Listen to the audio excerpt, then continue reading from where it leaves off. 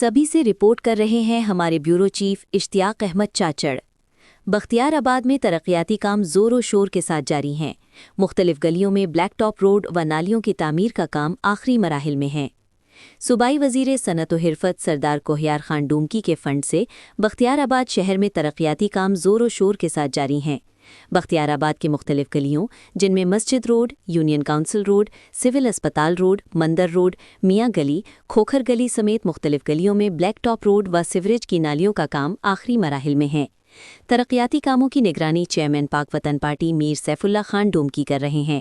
شہریوں نے جاری ترقیاتی کاموں کو خوشائن قرار دیتے ہوئے کہا ہے کہ ڈومکی خاندان نے ہمیشہ عوامی مفاد کو مقدم رکھتے ہوئے اجتماعی کام کیے ہیں، جس کی واضح مثال بختیار آباد شہر میں بلا تفریق بلیک ٹاپ روڈوں کی تعمیر ہے۔